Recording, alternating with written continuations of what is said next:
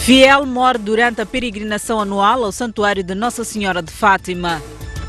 Subiu para 17 o número de vítimas mortais em consequência do naufrágio na Zambésia.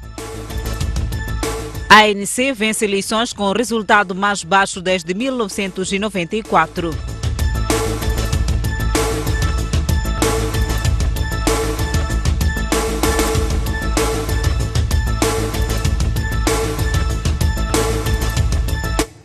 Olá, bem-vindos ao Jornal da Noite. Fiel de 44 anos perdeu a vida na madrugada deste domingo depois da caminhada ao Santuário de Namaacha. Segundo informações, a peregrina teve complicações respiratórias ao longo do percurso. As longas caminhadas dos peregrinos que saíram de diversos pontos de Maputo ao Santuário de Namaacha não terminaram bem para alguns. Uma crente apresentando problemas respiratórios graves perdeu a vida na madrugada deste domingo. Foi atendida em 10 minutos porque estava com problema de dispneia. Tentamos reanimar com oxigênio, todos os cuidados de enfermagem e os cuidados clínicos, mas não resistiu e acabou perdendo a vida 10 minutos depois de ter dado entrada no banco de socorro. Para além desta tragédia, os postos de atendimento de Goba e Namaacha, abertos para prestar primeiros socorros aos peregrinos, atenderam mais de 400 crentes.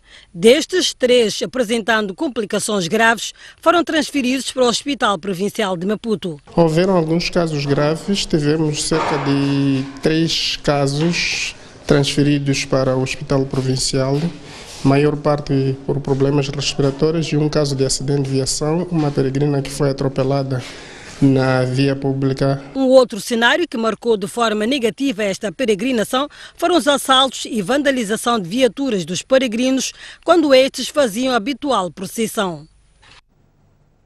16 mil fiéis participaram na peregrinação ao Santuário da Nossa Senhora de Fátima e Namaacha, na província de Maputo.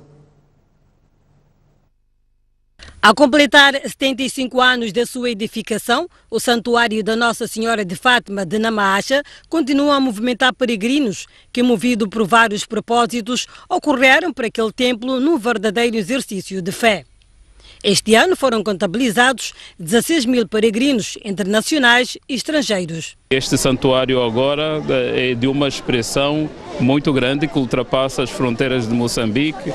Tivemos aqui pessoas da África do Sul, de Suazilândia, de Portugal. A renovação da fé, a esperança e busca pela paz motivou os crentes que desafiaram diversos obstáculos para pagar promessas, agradecer, rogar pela saúde e paz dos moçambicanos. Saí na sexta-feira de Boana às 19h30 e cheguei a Namaacha ontem às 6h22. Como é que foi a caminhada? Correu bem? Tiveram alguns problemas? Correu bem, mas não vou mentir, tem algumas fases que a pessoa pretende desistir. Eu particularmente cheguei a querer desistir. É uma benção vir cá, é uma benção. Eu digo que sempre consegui alcançar todos os meus propósitos. Pela primeira vez, agradeço muito a Deus pela essa oportunidade. A peregrinação para mim deste ano correu de uma boa forma, sem muitos estragos, porque temos visto que muitos peregrinos, quando vêm aqui ao santuário, alguns têm a tendência de se desviar do caminho. A peregrinação ao Santuário da Nossa Senhora de Fátima simboliza as aparições de Maria, Mãe de Jesus, aos 3 pastorinhos em Portugal em 1917. Subiu para 17 o número de vítimas mortais do naufrágio ocorrido quarta-feira na Zambésia. Uma equipa do Ministério dos Transportes e Comunicações está a trabalhar para o esclarecimento do caso. Os números de vítimas mortais na sequência do naufrágio da última quarta-feira subiram para 17 este sábado. Especialistas que efetuam trabalhos de buscas no terreno acharam ontem um total de 8 corpos nas zonas de Bento, Centro e Chacuma, ao longo do rio Zambeze, nas proximidades do Oceano Índico. Sexta-feira foram achados 3 corpos. A embarcação que naufragou tinha um total de 52 ocupantes. ocupantes. 34 sobreviveram à tragédia e uma pessoa continua desaparecida. O administrador de Xinde, Pedro Vírgula, que facultou a informação, fez saber que neste momento há trabalhos que decorrem para esclarecer o último ocupante que estava a bordo da embarcação até aqui desaparecido. Sábado, o Partido Frelimo exigiu ao governo provincial no sentido de alocar uma embarcação para garantir a travessia em segurança das pessoas que pretendem ir ou sair do distrito de Xinde. Esta é a responsabilidade do nosso partido de continuar também a incentivar os órgãos centrais para que possam trabalhar o tempo mais possível para que possam alocar este barco brevemente. Salários baixos, falta de equipamento de trabalho e insuficiência do pessoal são os principais problemas dos enfermeiros na província de Maputo. Preocupações manifestadas pela Ordem dos Enfermeiros por ocasião da passagem de mais um aniversário desta classe de profissionais. Sob o lema Enfermeiros, uma voz para liderar, saúde para todos, assinala-se este domingo o Dia Mundial do Enfermeiro, uma classe que clama por melhores condições de trabalho. Na província de Maputo, estes profissionais de saúde mostram-se insatisfeitos e revoltados com os baixos salários que oferem. Aquilo que nós ganhamos, acho que ainda não corresponde, não satisfaz aos enfermeiros. Mas nós sabemos que a enfermagem é amor. É por isso que nós trabalhamos por amor.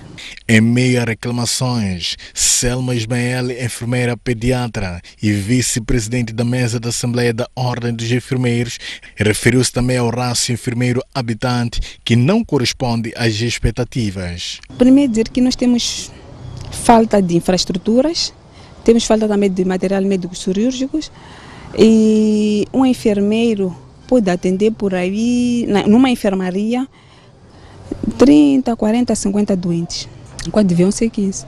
Segundo a Ordem dos Enfermeiros, a província de Maputo conta atualmente com um total de 759 enfermeiros. O rácio enfermeiro habitante é de um enfermeiro para 4.150, contra o rácio da Organização Mundial da Saúde, que é de um enfermeiro para 3.000 habitantes. Munícipes de Inhambane exortam a classe dos enfermeiros a preocuparem-se em salvar vidas ao invés de prenderem-se nas redes sociais no lugar de socorrer os pacientes. Marcha dos enfermeiros pelas artérias da cidade de Inhambane marcou a passagem de mais um aniversário daqueles que têm por missão cuidar da saúde da população. E foi a estes que os utentes dirigiram a mensagem exigindo melhores serviços e um atendimento humanizado. Quando nós chegamos lá no hospital, nós chegamos graves. Os enfermeiros ficam sentados a mexer os seus celulares, estão nas redes sociais, em vez de primeiro atenderem os pacientes que estão muito doentes. A pessoa em vida não é assim tanta valorizada, porque você vai ao hospital, leva-se muito tempo, mas depois de morrer, quando as pessoas já ficam mais preocupadas em querer, não sei porquê. Para os profissionais da área, um bom atendimento resulta da existência de meios de trabalho e exigem ao governo reconhecimento e condições laborais, mas reconhecem também que isso não deve ser motivo para o mau atendimento público. O mau atendimento é vasto, podemos ter todo o material técnico, mas se a nossa postura como enfermeiros não estiver saudável, não vamos ter o bom atendimento. Temos dificuldade dos medicamentos, em algum momento temos dificuldade no material médico cirúrgico, é vasco, as luvas, mas não por isso que os pacientes reclamam mau atendimento. Gostaríamos que, sentíssemos confortáveis, é sempre bom ir ao ATM, parar lá e dizer, sim senhora, eu sou responsável pelas vidas humanas, os meus dirigentes reconhecem essa parte. Este enfermeiro precisa de ter um transporte da instituição. Este profissional chega um pouco desgastado, cansado, em algum momento atrasado. E porque o nosso maior valor é a vida, segundo o Ministério da Saúde, uma reflexão contínua deixada pelos nossos interlocutores cinge-se em volta daquelas unidades sanitárias onde os técnicos fazem assistência de partos à luz de velas, sem água e sem transporte de doentes para os hospitais de referência e, para piorar, sem vias de acesso em condições. Seguimos com outras notícias. Em Cabo Delgado, moradores do Alto Jingon estão a abandonar suas casas devido à erosão provocada pelo ciclone Kenneth e 2 escolas em risco de desabar na cidade de Pemba. A água das chuvas provocadas pelo ciclone Kenneth abriram crateras com cerca de 3 metros de altura na rua que divide as escolas primárias Amizade Moçambique, China e a Maria Nazarelo, que ficou sem muro de vedação devido à erosão que interrompeu completamente a principal via de acesso para uma das unidades residenciais do bairro Alto Jingone. As 2 escolas estão mal. As nossas filhas estão aqui, não sei, as 2 escolas estão mal mesmo. Não sei como é que há de ser essa situação. Muitas pessoas tinham que mudar desse bairro para outras casas, outros bairros que estão um pouco razoáveis. Estamos a pedir ao município para nos ajudar, porque se houver mais, nossa escola vai ser destruída. Entretanto, além das escolas, os moradores do bairro estão preocupados com a intransitabilidade das vias de acesso, que está a dificultar a mobilidade das pessoas, sobretudo doentes e idosos. Eu tinha que levar a minha avó no colo, até ali assim, quando veio o táxi, levou minha avó para o hospital. Mesmo chapa aqui, para apanhar chapa para lá em Chuíba é tão difícil. Só tem um carro que vai de lá e volta, um carro. Então estamos a pedir, nos olhar aqui também, não podem fazer todas as coisas lá na cidade. As escolas Amizade Moçambique, China e Maria Nazarelo estão localizadas no bairro Alto Jingone, uma das zonas mais afetadas pela erosão na cidade de Pemba. Decorrem a bom ritmo os preparativos para a 6ª edição da maior feira de tecnologia, o Mostec, que vai proporcionar momentos inesquecíveis em matéria de tecnologia.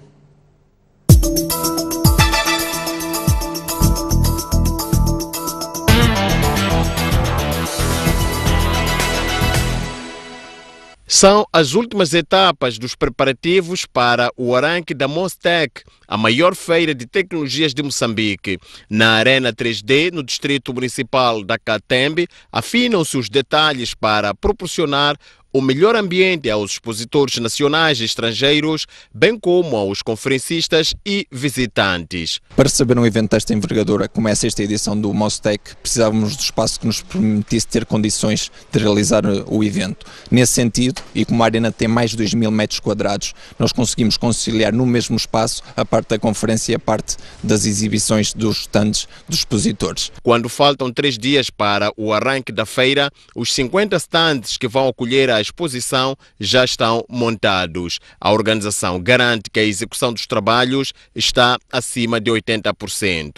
Neste momento o que estamos a fazer é a montagem dos stands para que os participantes possam visitar e ter um local agradável onde possam ver as últimas novidades da tecnologia. Num local de fácil acesso, a expectativa é maior para a 6ª edição da Mostec. A nossa expectativa é sempre de fazer mais e melhor e a nossa ambição é sempre de proporcionar aos visitantes da Feira Mostec uma experiência onde possam ver e possam também ouvir e debater os principais assuntos relacionados com a tecnologia. E porque a segurança é um dos elementos fundamentais quando se trata do evento da magnitude da Mostec, a organização garante que aqui também tudo está acautelado. Recorde-se que a 6ª edição da Mostec terá lugar nos dias 15, 16 e 17 de maio.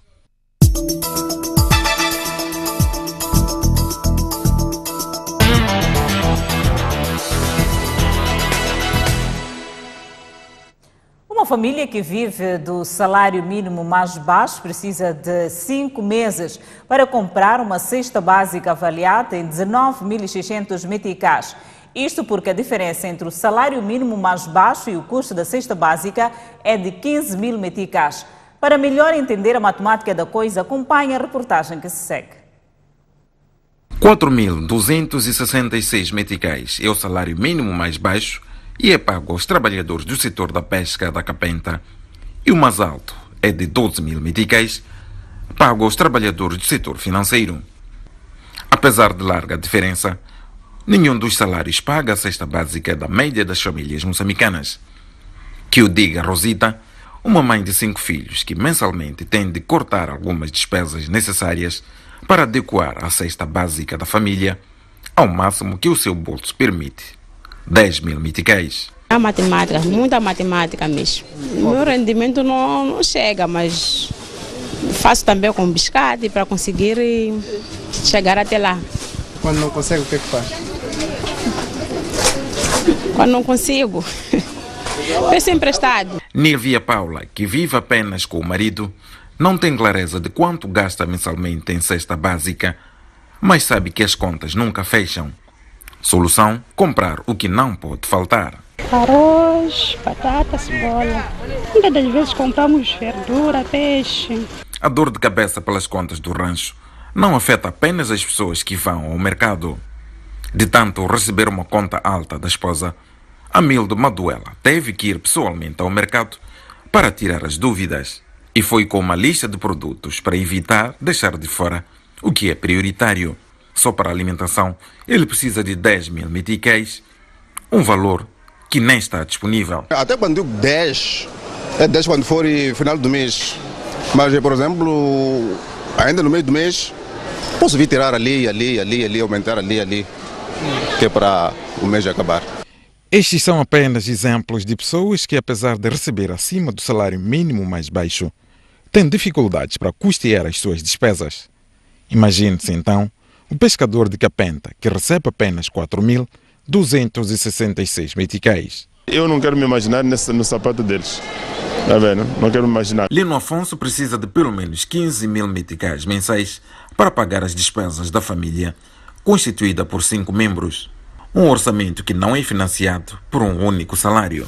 É uma ginástica de tal maneira que, para ter esse dinheiro disponível,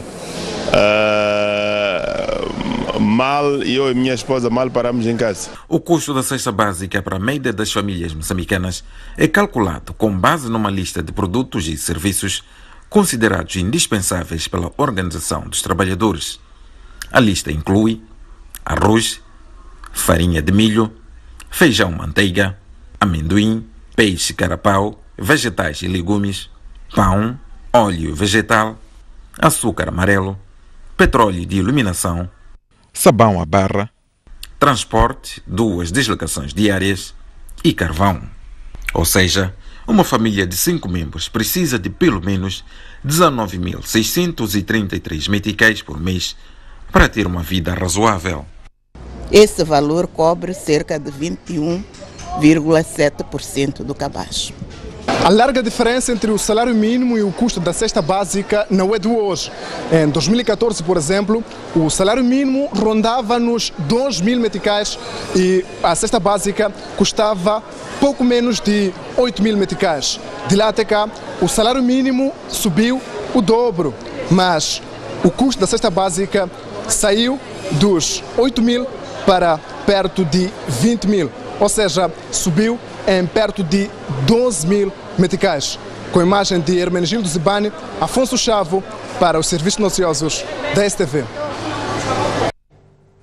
E com esta reflexão, convido-lhe a um breve intervalo. Voltamos dentro de instantes. Até já. De volta ao Jornal da Noite, com a página desportiva. O Ferroviário de Maputo venceu hoje o seu homónimo da Beira por 2-1 no jogo de destaque da 4ª jornada do Moçambola 2019 e aliviou a pressão sobre Daoud Razak. Público considerável no cinquentenário velhinho estádio da Machava para o clássico entre dois irmãos, os Ferroviários de Maputo e da Beira. Irmandade à parte, quiseram os forasteiros estragar a alegria alheia neste lance em que faltou intensidade ao remate de Daio.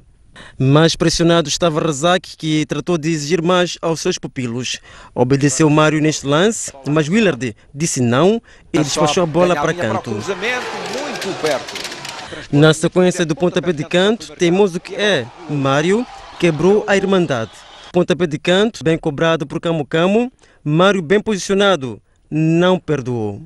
Os locomotivas da Beira procuraram dar resposta, mas foram os donos da casa que estiveram mais próximos de dilatar o marcador. Alain, frente a frente a Willard, não teve inteligência que se exige nessa coisa de futebol. Com o placar a indicar 1-0 a favor do Ferroviário de Maputo, foi-se ao descanso. Na segunda parte, entraram bem os comandados por Lucas Bararijo, que restabeleceram a igualdade por Daio. Muita esperteza do jogador que se aproveita da saída falsa de Frank para encaixá-la no fundinho da baliza. Restabelecida a igualdade, mas não a irmandade, até porque os técnicos queriam mais e mais. Foram então feitas substituições. Surtiram efeito para os donos da casa que reassumiram a vantagem já nos minutos de compensação. Canto cobrado por Quito, Liberty faz um cabeceamento que engana e bem o Willard. E ali está o segundo golo do Ferroviário de Maputo. Com o 2-1 a favor do Ferroviário de Maputo, terminou o jogo que alivia a pressão sobre Daoud Razak.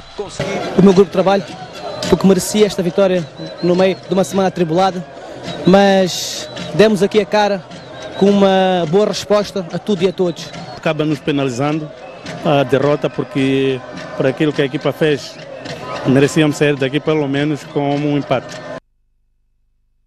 Já o Costa do Sol venceu o Ferroviário de Nacala por 4-1 no jogo a contar para a 4ª jornada de Moçambola.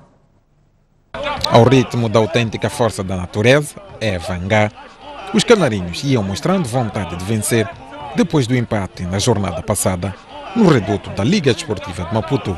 Era muita força para os centrais Cândido e Itauanda, e à passagem do minuto 33 os centrais cederam à pressão e o possante avançado canarinho fez o 1-0. O Ferroviário de Nacala, que vinha de uma vitória sobre o ENH de Vilanculos, respondeu a todo vapor e Ndazione repôs a igualdade. O golo dos forasteiros despertou a classe dos canarinhos, que mantinham a pressão sobre os locomotivas, mas agora com muito mais classe. E se a classe não é o suficiente, acrescenta-se a magia nos pés do liberiano. 2-1, resultado com o qual Sérgio Lumbani mandou os conjuntos aos balneários. Na segunda metade do jogo, as estrelas da equipa da casa continuaram a cintilar e agora o ritmo do jogo era ditado pelo capitão Shawa. Mas foi uma vez mais Vangá que voltou a pôr a bola a beijar a rede, depois de sofrer um penalti. Mayunda quis responder e, numa atitude de revanche, parte os rins à principal razão da derrota da sua equipa. Que drible maldoso e bonito de se ver. 20 minutos antes do fim da partida, Shawa, sempre ele, combina bem com o recém-entrado Nilton e fazem a cama à defesa na Calense e terminam sono com um remate a contar para o 4-1. O Ferroviário até tentou responder, mas já não havia fôlego e não era para menos. A equipa de Sérgio Faife jogou na quinta-feira e menos de 3 dias de descanso não foi suficiente para repousar, tal como disse o técnico. Ainda a contar para a 4ª jornada, Têxtil de Pungo empatou a 2-2 com o Ferroviário de Nampula. A primeira parte do embate entre o Têxtil de Pungo e o Ferroviário de Nampula foi caracterizado por um futebol de fraca qualidade. Os jogadores Fabrício da Manga e dos Locomotivas de Nampula estiveram taticamente abaixo das expectativas para um jogo no Moçambola e foi assim até o apito para o intervalo.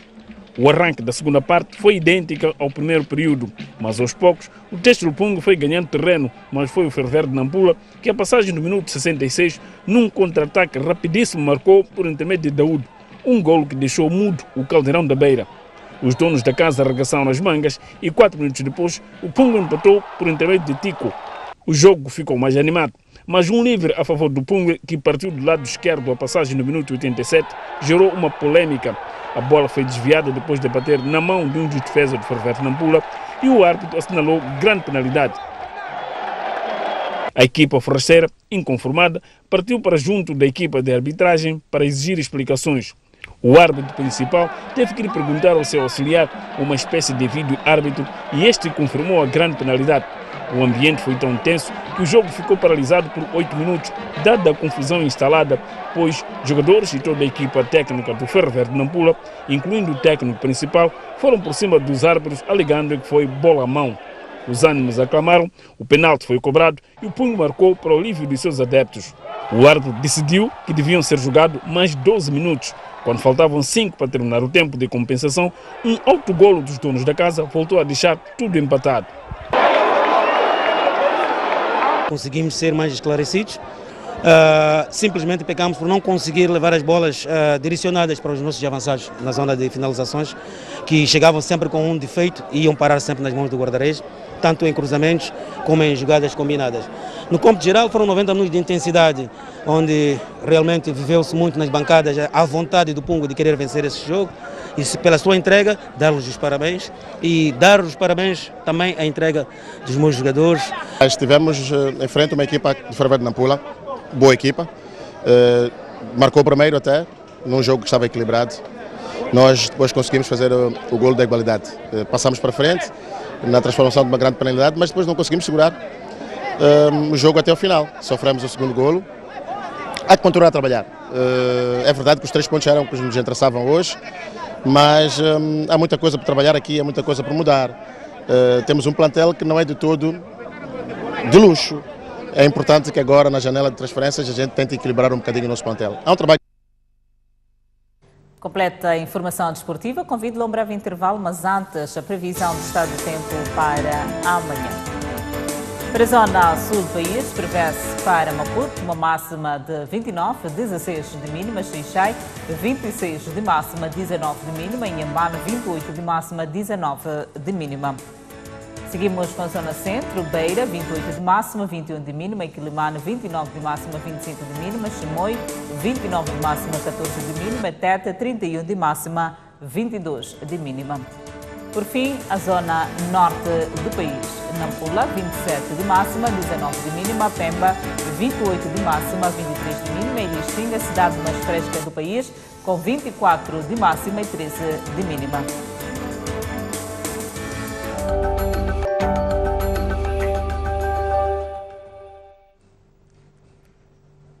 De volta com a página internacional, o ANC vence as eleições parlamentares com a pontuação mais baixa desde que assumiu o poder na África do Sul em 1994.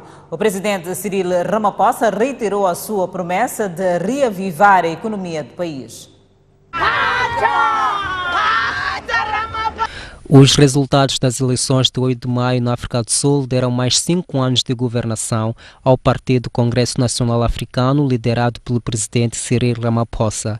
Com 57,5% dos votos, o ANC mais uma vez esteve em frente do principal partido da oposição, Aliança Democrática, com 20,8%, e o partido à esquerda, Combatentes da Liberdade Econômica, que desta vez subiu a pontuação dos 6% em 2014 para 10,8% dos votos este ano. Há muito que a vitória era certa para o ANC, mas desta vez o resultado foi o mais baixo de toda a sua história eleitoral, uma vez que o partido costumava vencer com mais de 62% dos votos. Em discurso, o presidente Cyril Ramaphosa prometeu governar com todos os sul-africanos, bem como reanimar a economia do país, cuja taxa de desemprego está nos 27%. Os observadores eleitorais consideraram o processo eleitoral livre e justo. Os sobreviventes do naufrágio no litoral da Tunísia já se encontram em tratamento. 70 pessoas morreram no naufrágio. Uma embarcação que partiu do Porto Líbio em direção à Europa afundou na sexta-feira, matando pelo menos 70 pessoas. É um dos naufrágios mais mortíferos do ano, envolvendo migrantes no mar Mediterrâneo. Um barco de pesca conseguiu resgatar pelo menos 16 pessoas, incluindo 2 mulheres grávidas e um bebê. Entende-se que a superlotação tenha causado a tragédia. Os sobreviventes do naufrágio já se encontram a receber tratamento no hospital de uma universidade da Tunísia. Não se sabe ao certo quantas pessoas estavam na embarcação, mas há receio que o número de mortos possa aumentar. A Líbia tem sido o principal corredor de migrantes que tentam chegar à Europa desde 2015. O autoproclamado presidente da Venezuela pede ajuda do Pentágono para resolver a crise política. Juan Guaidó insta os venezuelanos a protestar dia após dia. É mais uma ação contra o regime de Nicolás Maduro. O autoproclamado presidente da Venezuela, Juan Guaidó, disse que pediu ao enviado dos Estados Unidos para marcar um encontro com os oficiais do Pentágono, de modo a encontrar-se uma solução à crise política. A realizar-se, a reunião poderá ser um grande marco para uma eventual intervenção militar na Venezuela. O Guaidó disse na quinta-feira que na Venezuela já se pode falar de uma intervenção militar, pois as forças cubanas já se fazem presentes no território. Nas manifestações deste sábado, o Guaidó exortou os venezuelanos a manifestarem-se diariamente. Por sua vez, Maduro desmentiu pela primeira vez as declarações dos Estados Unidos de que ele teria tentado fugir do país. Ponto final ao Jornal da Noite. Obrigada pela atenção dispensada. Encontro marcado amanhã à mesma hora. Até lá, fique bem. Continuação de uma feliz noite.